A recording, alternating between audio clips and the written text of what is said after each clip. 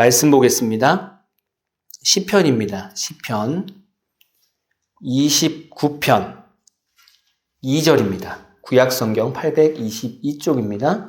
시편 29편 2절입니다. 우리 함께 합독하겠습니다. 한 절이니까 시작. 여호와께 그의 이름에 합당한 영광을 돌리며 거룩한 옷을 입고 여호와께 예배할지어다. 아멘.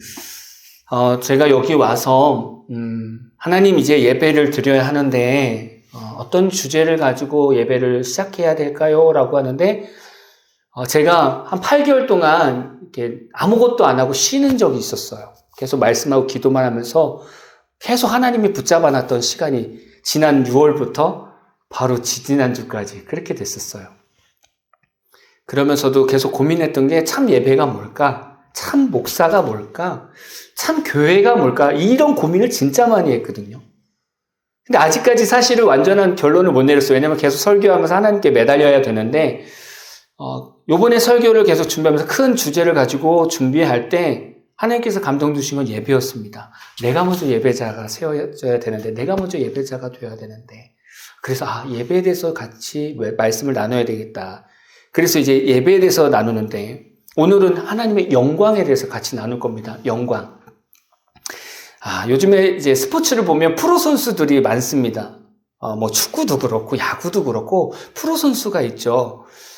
이 사람들은 그 사람들의 명성에 따라서 천문학적인 연봉을 받습니다. 어마어마하죠. 재작년인가 작년인가 손흥민 선수가 그 프리미어 리그에서 최다골을 넣었습니다. 그러면서 많은 언론들이 그런 얘기를 하는 거예요. 야, 손흥민의 명성답지 않게 연봉이 너무 적다. 참 그 이름에 맞게 합당한 연봉을 줬어야 되는데 너무 싸다는 거예요. 이런 언론들이 있었습니다. 이게 프로 선수인 것 같아요. 근데 단순히 물론 많은 연봉이 프로의 어떤 명성을 좌지우지하는 건 아닌 것 같습니다. 보통 이제 유명한 스포츠 브랜드 CF를 보면 그 당시에 가장 핫한 선수들이 나오게 되죠. 그 선수는 높은 연봉뿐만이 아니라 많은 사람들이 찬사를 받고 높임을 받고 박수를 받는다는 거예요. 흔히 말해서 우리는 그걸 뭐라고 하냐면 영광이다라는 거예요. 그 사람에 대한 영광을 받고 있다는 거죠. 그래서 저는 이 영광에 대해서 사실 묵상을 많이 했어요. 왜냐하면 우리가 이렇게 예배 자리에 오잖아요. 예배 자리에 오면 우리가 하나님께 영광 돌리겠습니다. 하나님 영광 받으시옵소서라고 얘기하는데 그 영광이라는 개념이 잘 우리 삶 가운데 이게 개념이 안 잡히는 거예요. 아마 여러분들도 누군가가 여러분한테 질문하는 겁니다. 야, 내가 하나님께 영광을 돌리고 싶은데 그 영광 돌리는 게 뭐니? 라고 물어보면 어떻게 설명을 하겠냐 이거예요. 이게 객관적으로 뭔가 실질적으로 어떻게 설명을 할 것인가 라는 거죠. 저도 이 말씀을 준비하면서 저도 이게 답을 못 내리겠는 거예요.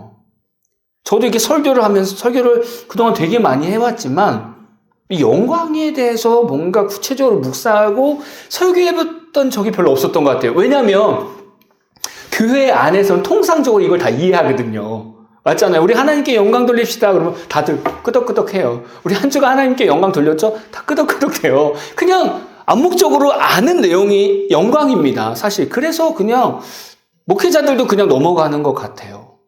근데 이번 한 주가 이 말씀을 준비하고 묵상하면서 계속 씨름했어요. 하나님, 근데 도대체 영광을 돌리는 게 뭘까요? 우리가 하나님께 예배드리면서 영광을 돌린다고 하는데 그 영광 돌린다는 게 뭘까요? 라는 걸 계속 씨름했어요. 계속 묵상하고 사전도 찾아보고 되게 많이 묵상했던 시간들을 가졌습니다. 그래서 사전적으로는 이런 의미래요. 빛나고 아름다운 영예. 이것도 되게 애매해. 빛나고 아름다운 영예. 이것도 참 어려운 겁니다. 히브리어 원어적으로 본다면 카바드라고 해서 무겁다. 비중이 크다, 열렬하다. 이 사전을 보고 나서 또 제 마음이 무거워졌어요. 그럼 더 어려워진 거예요, 내용이. 이게 영광? 도대체 영광이 뭘까라고 한참 묵상했었어요. 말씀을 계속 보고 또 내 삶에 비춰보고 하나님께도 입장을 또 비춰보고 그러다 깨달은 게 있었어요. 그리고 나서 새벽에 기도했습니다. 하나님, 제가 어제 말씀을 보면서 하나님께서 이렇게 깨닫게 해주셔서 제가 이렇게 설교 준비하는데 하나님 맞나요? 이렇게 물어봤어요. 그랬더니 하나님이 그래, 사람들이 네가 깨달은 그 부분만이라도 제발 나한테 영광을 돌렸으면 좋겠다. 그 부분만이라도. 제가 4가지를 깨달았거든요. 야, 사람들이 그것만 4가지만이라도 나한테 돌렸으면 좋겠다. 이 음성을 주시는 거예요. 그러고 나서 그 4가지를 내 삶에 비춰보니까 많이 누락되어 있는 거예요. 아, 진짜 우리가 하나님께 영광을 돌리지 않고 있구나. 그 4가지가 뭐냐면 주권, 능력, 결과, 주체. 이 4가지가 깨닫게 된 거예요. 이거를 쉽게 한번 설명을 해보는 거예요. 이제 한 아이가 있습니다. 이 아이가 체조를 봤는데, TV에서 봤는데 너무 하고 싶은 거예요. 그래서 엄마, 나 체조하고 싶어요. 그래서 이제 체조를 배우게 됐어요. 이건 이 아이가 선택한 겁니다. 권리죠. 이게 주권이라고 얘기하는 거예요. 내가 하고 싶은 것. 그래서 열심히 배우다 보니까 성적이 괜찮네. 지역대회에서도 금메달 따고 전국대회에서도 금메달 따고 재능이 있어요. 탁월한 재능이 있고 능력이 있는 거예요. 이 선수가 자라면서 결국에는 올림픽에서 금메달을 땁니다. 열심히 노력하고 능력으로 살았더니 결과는 금메달이었어요. 금메달을 따고 나니까 이 선수만 영광받는 것이 아니라 그 주변에 있는 사람들도 영광받더라는 거예요. 이 선수 어머니가 누구니? 아버지가 누구니? 이 선수를 가르친 코치가 누구니? 감독이 누구니? 갑자기 그 사람들이 부상하기 시작하는 거예요. 와, 박수 받기 시작하는 거예요. 금메달 딴 선수만 박수 받는 것뿐만이 아니라 그 주변 사람들도 박수를 받는 거예요. 이 주변 사람들이 주체자인 거예요. 이런 의미인 거죠. 그래서 이게 우리 일상이잖아요. 사실 이렇게 우리가 살아가잖아요. 그래서 이걸 4가지를 가지고 우리가 하나님께 영광을 돌리는 것이 무엇일까 좀 적용해 봤어요. 그러려면 이 4가지 개념을 알아야 되잖아요. 첫 번째 뭐냐면 주권입니다. 주권. 사전적인 의미는 가장 중요한 권리래요. 가장 중요한 권리. 이게 뭐냐면 내 인생의 가장 중요한 권리가 뭘까? 내가 하고 싶은 거잖아요. 내가 하고 싶은 것, 내가 원하는 것을 내가 선택해서 하는 것이 가장 중요한 주권입니다. 그 개념인 거예요. 사실 사전적으로 보면. 능력과 재능의 사전적인 의미를 보면 어떤 일을 해낼 수 있는 힘, 무엇을 남달리 솜씨 있게 하는 기술과 힘, 그게 재능이고 능력이라는 거예요. 보통 다 능력 갖고 있다는 거예요. 이거는 타고나는 거예요. 이제 태어날 때부터 다 가지고 있는 거예요. 작고 큰 재능을 갖고 있다는 겁니다. 3번째 결과입니다. 이 결과라는 사전적 의미는 어떤 원인으로 말미암아 이루어진 일의 상황이라든가 상태를 얘기합니다. 그 얘기는 우리가 무언가 일을 시작하면 과정이 있고 반드시 결과가 있다는 거예요. 작은 일이든 큰 일이든 반드시 결과가 있다는 겁니다. 주체는 뭐냐면 어떤 일에 적극적으로 나서서 그 일을 주도하는 세력을 의미합니다. 적극적으로 이끌어가는 어떤 세력을 주체라고 얘기를 하죠. 이 4가지가 다 일치해서 하나님께 드려질 때 영광이라는 거예요. 이 4가지가 다 일치하게 하나님 앞에 다 상달될 때 영광이라는 거죠. 그럼 좀 더 다시 한번 생각해 봅시다. 자, 주권. 가장 중요한 권리라고 얘기했어요. 사람 입장에서 가장 중요한 권리는 당연히 내가 하고 싶은 것, 내가 원하는 거 선택하면서 하는 것이 당연한 거죠. 근데 하나님을 믿고 나면 사실 이 개념이 바뀌었어야 되는 거예요. 하나님 믿기 전에는 내가 원하는 것, 내가 하고 싶은 것을 하는 것이 당연한 내 권리라고 생각했는데 하나님을 믿고 나면 사실 이 권리가 바뀌어야 돼요. 왜냐하면 디모데전서 2장 14절 말씀 보면 그가 우리를 대신하여 자신을 죽이심은 모든 불법에서 우리를 속량하시고 우리를 깨끗하게 해서 선한 일을 열심히 하는 자기 백성이 되게 하려 하심이라. 이 얘기는 뭐냐면 쉽게 얘기하면 예수를 믿으면 우리는 그 예수님 때문에 대속을 받았다는 거예요. 이런 얘기 많이 들었죠. 대속받았다.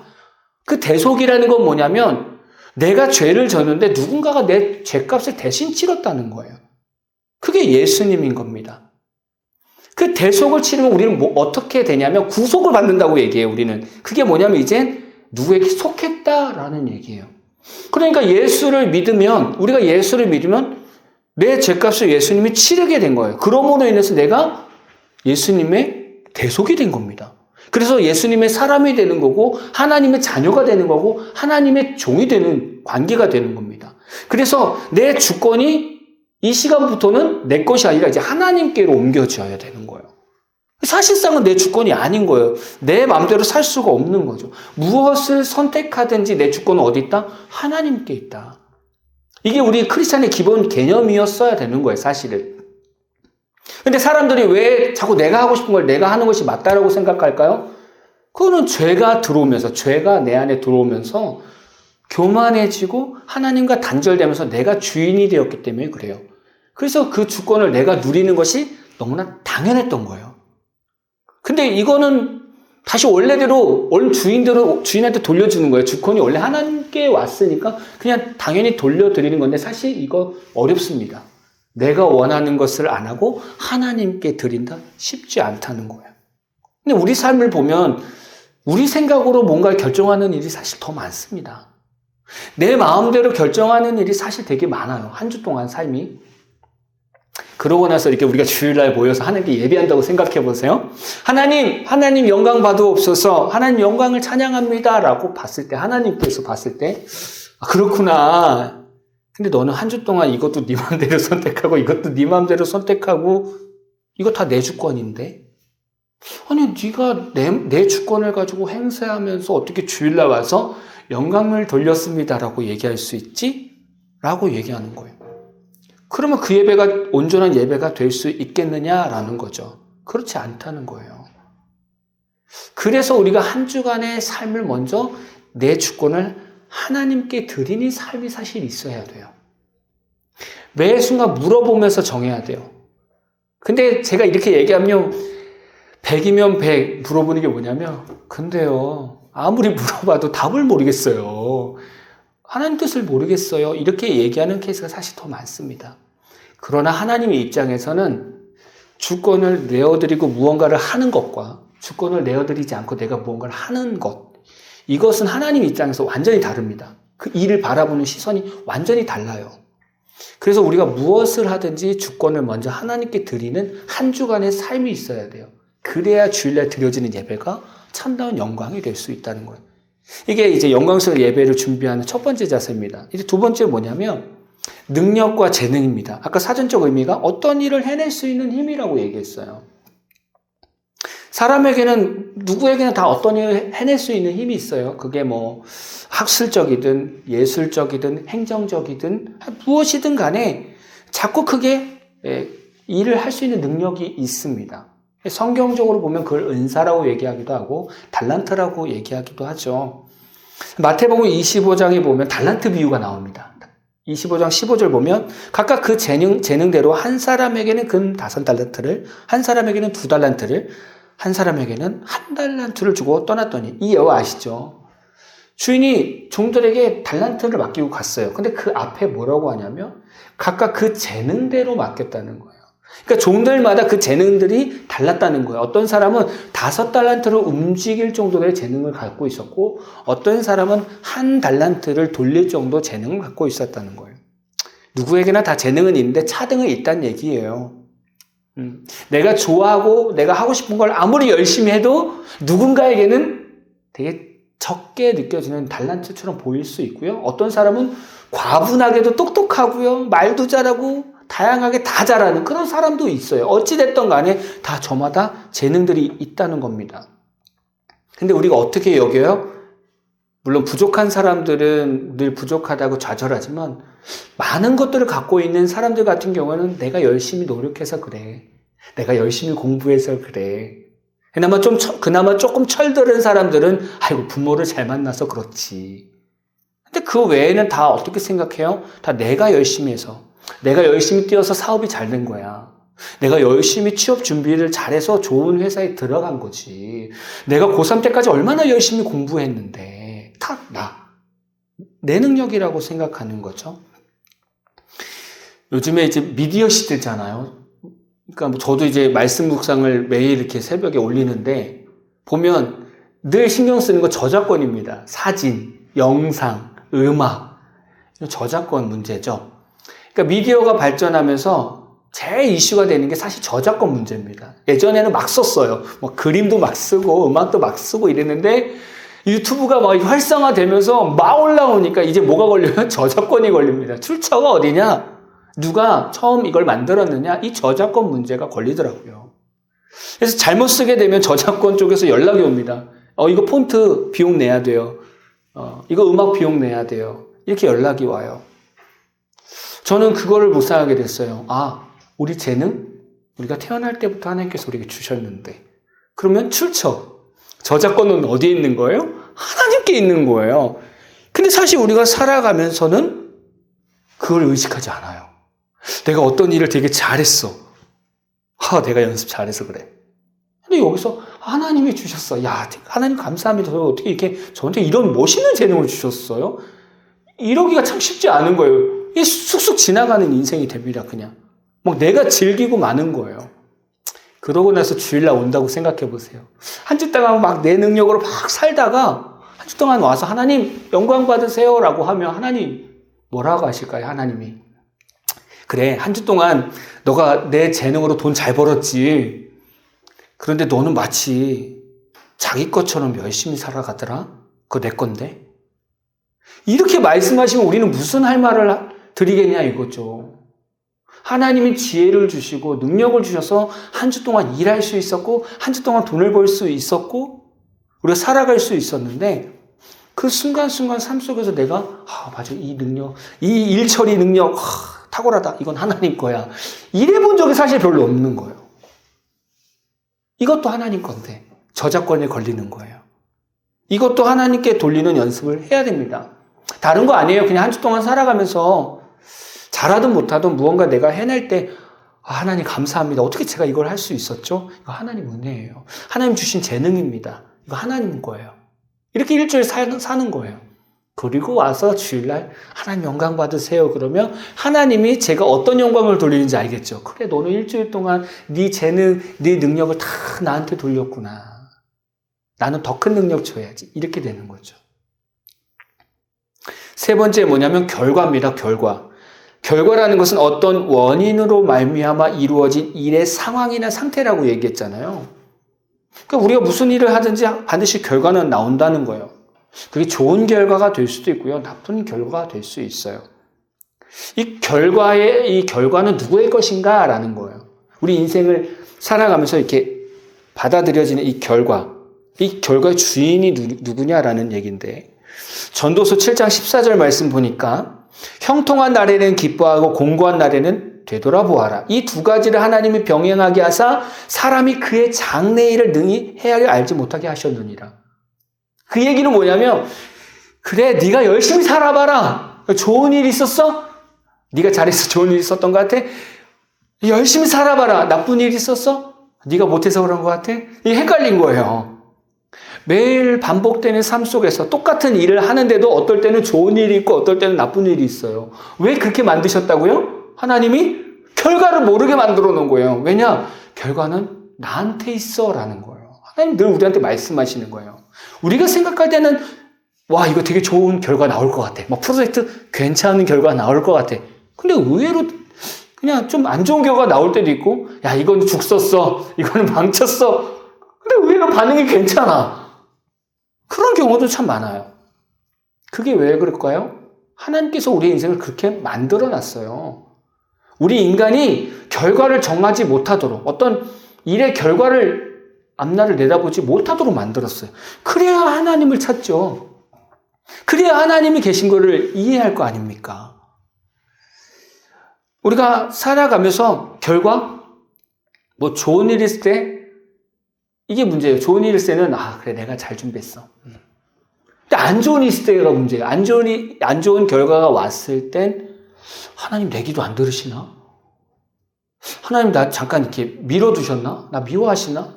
왜 그러지? 이렇게 생각하는 거예요. 사실 하나님이 원하시는 건 좋은 일이나 나쁜 일, 좋은 결과나 나쁜 결과나 사실 일치하게 하나님을 바라봐야 되는 건데 그게 잘 안 돼요, 사실. 또 잘 생각해보면 저도 좋은 일이 늘 있을 수 있지만 잘 생각해보면 그 좋은 결과가 왔을 때 객관적으로 볼 때 내가 열심히 준비한 것만큼 좋은 결과냐라는 거죠. 사실 그 이상이었거든요. 그 이상. 내가 준비한 것 이상으로 더 좋은 결과가 있었습니다. 그 얘기는 뭐냐면 하나님이 아이고 기특하다. 내가 더 해줄게. 그래서 사실 좋은 결과를 준 거예요. 근데 내가 막 뭔가를 잘했다고 막 신나하는 거죠. 근데 반대로 안 좋은 결과가 오는 경우는 보통은 내 욕심, 내 교만, 사실 내 정욕이 내 마음에 사실 있어서 그렇습니다. 그러니까 하나님이 좋은 결과를 줄 수가 없는 거예요. 왜냐하면 좋은 결과를 주면 하나님을 붙잡지 않기 때문에. 그래서 사실 안 좋은 결과가 생길 수 있어요. 근데 늘 안 좋은 결과가 또 그런 것이냐? 또 그렇게 볼 수는 없습니다. 왜냐하면 하나님은 안 좋은 결과를 통해서 우리를 뭐 연단하시거든요. 너 진짜 나 바라볼 수 있어? 너 진짜 나 바라볼 수 있어? 너 이런 환경이어도 나 바라볼 수 있어? 이렇게 물어보세요. 그게 연단이잖아요. 그래서 우리는 잘 몰라요, 사실은. 안 좋은 결과가 내가 뭔가를 잘못해서 그런가? 아니면 하나님 연단하시는 건가? 이게 잘 몰라요. 중요한 것은 내 마음이잖아요. 내가 무언가를 할 때 내 마음이 나 이거 잘해서 그래 하나님한테 저 11조 많이 할게요. 감사 많이 할게요. 라고 하지만 실제적으로 내가 이거 잘해서 잘 벌어서 좋은 차도 사고 집도 늘리고 이거는 저기 안에 감춰진 마음이거든요. 사실. 근데 하나님은 그 마음을 사실 감찰을 하신다는 거예요. 하나님은 근본적인 마음. 그것만 본다면 안 좋은 결과가 왜 왔는가 사실 본인도 너무 잘 알아요. 어찌됐든 간에 우리가 할 수 있는 것은 다른 거 없잖아요. 결과에 대해서 하나님께 집중하는 겁니다. 이제 이렇게 연말에 보면 TV 보면 시상식을 많이 해요. 뭐 연애 시상, 영화제 시상. 그러면 연예인들이 이렇게 상 받으면서 이런 얘기를 해요. 이 모든 영광을 하나님께 드립니다. 요즘 들어서 크리스찬 연예인들이 정말 많이 들었어요. 또 그런 분들이 상을 많이 타기 시작합니다. 근데 그분들이 그 단상에 서서 이 모든 영광을 하나님께 올려드립니다. 이 말의 고백은 뭘까요? 이런 고백일 거예요. 함축적인 얘기인데 하나님, 내가 이곳에 서게 된 것은 하나님께서 나의 발걸음을 이곳으로 인도하시고 하나님 때문에 좋은 작품을 만나고 좋은 사람 만나서 좋은 결과를 얻어냈습니다. 이것은 내 것이 아니라 하나님 것입니다라고 올려드리는 거예요. 근데 그것을 많은 사람들 앞에서 방송 타는 그곳에서 한다는 거예요. 대단한 거죠. 결과에 대해서 하나님께 돌릴 수 있어야 된다는 거죠. 한 주 동안 살아가면서 많은 결과들이 있습니다. 거기서 하나님께 드릴 수 있어야 돼요. 다. 안 좋은 결과도 하나님, 분명히 하나님 계획이 있으셔서 그런 거죠. 하나님 뜻을 기다리며 묵묵하게 있을게요. 너무 잘 돼도 하나님, 웬 떡입니까? 하나님 전 이만큼 노력했는데 왜 이렇게 큰 거 주셨어요? 이렇게 하나님께 드릴 수 있어야 되는 거죠. 이런 한 주간의 삶이 있을 때 그 한 주간 삶을 통해서 이제 주일날 예배를 드리면 그 예배가 은혜가 안 넘치겠냐고요. 내 마음이 위에가 있는데. 마지막으로 이제 주체입니다. 주체. 주체라는 뜻은 어떤 일에 적극적으로 나서서 그 일을 주도해가는 세력이라고 얘기했잖아요. 하나님을 뺀 인생을 본다면 아까 체조 선수 얘기했던 것처럼 그냥 우리 인생의 주체를 얘기한다면 이런 거겠죠. 허리띠를 졸라매고 나를 키워줬던 부모님의 사랑과 지금까지 만났던 선생님과 교수님, 목사님, 이런 게 이제 내 삶의 주체가 되겠죠. 근데 이게 하나님 중심에서 간다면 하나님은 나를 태어나게 하셨고 하나님은 우리 가정에 돈을 주셨고 하나님은 나에게 재능을 주셨고 하나님은 만날 사람들을 만나게 하시고 하나님은 내가 서 있는 곳에서 해낼 수 있도록 능력을 주시고 하나님은 늘 나에게 좋은 결과, 어떤 결과든 다 주셨어. 내 주변에 있는 모든 것이 다 하나님 거라는 거예요. 만나는 사람도 하나님 거. 내 환경도 하나님 거라고 고백하는 거예요. 내 인생의 주체가 누구라고 고백하는 거예요? 하나님이라고 고백하는 거예요. 근데 그게 잘 안 된다는 거예요. 인맥, 내 거야. 라고 얘기하죠. 동일한 겁니다. 내가 부모 잘 만나서 그래. 사실 갑질하는 이제 자녀들 중에 하나 이유가 뭐예요? 니네가 부모 잘못 만나서 그래. 이 막 영화나 드라마 보면 그러잖아요. 니네가 부모 잘못 만나서 그렇게 힘들게 사는 거야. 라고 얘기하는데 하나님 믿는 사람들 그렇게 얘기하면 안 되죠. 왜냐하면 그 모든 환경의 주체자는 하나님이니까. 이 모든 환경까지도 하나님께 드리는 삶이 일주일 동안 있어야 온전히 예배 드릴 수 있는 예배자가 되고 영광을 돌리는 예배자가 된다는 거예요. 이렇게만 얘기하면 속으로 아유 우리 하나님 맨날 영광만 받고 그래 혼자 영광 받아라 맨날 이런 느낌이잖아요. 근데 잘 생각해보면 하나님은 우리에게 이렇게 영광을 받으시는 것 같은데 실제적으로는 자신이 영광 받는 것을 다시 우리들에게 베풀어 주신다는 거예요. 이런 얘기가 있었어요. 옛날에 이게 식품점을 하는 사장님이 계신데 아이들이 막 뛰어노는 거예요. 뛰어노니까 식품점 사장님이 얘들아 이리 와서 땅콩 한 주먹씩 가지고 가. 애들이 막 신나가지고 땅콩 한 주먹씩 이렇게 가지고 가서 막 먹으면서 노는 거예요. 근데 한 아이가 이렇게 서 있는 거예요. 너 왜 안 가지고 가? 사장이 허락한 거니까 가지고 가. 그랬더니 이 아이가 아니에요 사장님 어떻게 해? 제가 가져갈 수 있어요. 사장님이 주세요. 사장님이 주셔야 제가 마음이 편할 것 같아요. 아 그래? 아 가져가도 된다니까? 아니 그냥 사장님이 주세요. 그때 너무 기특하잖아요. 그래서 사장님이 이렇게 줬어요. 땅콩 양이 어떨까요? 어마어마하죠. 왜냐면 애들은 작은 손으로 이렇게 가져가지만 사장님은 어른이잖아요. 큰 손이잖아요. 그 손이 한 주먹 쥐어서 줬다고 생각해 보세요. 땅콩이 얼마나 많습니까? 이 영광에 대해서 묵상하니까 이 예화가 생각나는 거예요. 우리가 막 하나님께 막 영광을 돌리면 그래 나도 너희들과 함께 할게. 그러면서 자꾸 내가 영광을 취하면 요만큼밖에 못 취한다는 거예요. 근데 하나님께 계속 영광 돌리면서 하나님께서 해주세요 라고 얘기하면 그래 하나님의 한 움큼이 우리에게는 어마어마한 한 움큼이 된다는 거예요. 근데 사실 우리 크리스찬들이 그 하나님의 영광을 드리는 것도 모르지만 그 하나님의 영광을 누리는 것도 잘 몰라요 사실. 왜냐면 먼저 안 올라가니까 안 올라가고 자꾸 여기서 내가 취하니까 결국 하나님 것도 안 내려오는 거예요. 그러니까 자꾸 신앙생활이 어려워지죠. 저는 이 말씀 묵상하면서 야 하나님께 영광을 돌리는 것이 이만큼 어렵구나. 이 네 가지만 그랬잖아요. 하나님께서 음성을 주셨을 때 야 그 네 가지만이라도 사람들이 잘 올려줬으면 좋겠다. 이 얘기는 정말 어렵다는 얘기예요 사실은. 그래서 정말 안 한다는 얘기예요. 우리가 이제 한 주간 살면서 이 네 가지를 생각합시다. 주권, 능력, 결과, 주체. 이거를 계속 하나님께 드리는 훈련을 해보세요. 그리고 주일날 예배를 드려보세요.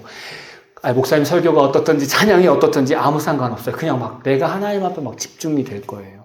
저도 또 한번 노력하려고 합니다. 이번 한 주간 동안 이 설교대로 한번 살아보려고 노력할 겁니다. 우리가 정말 매 삶에 하나님께 영광을 돌리면서 참된 예배자로 서기를 진심으로 축원합니다.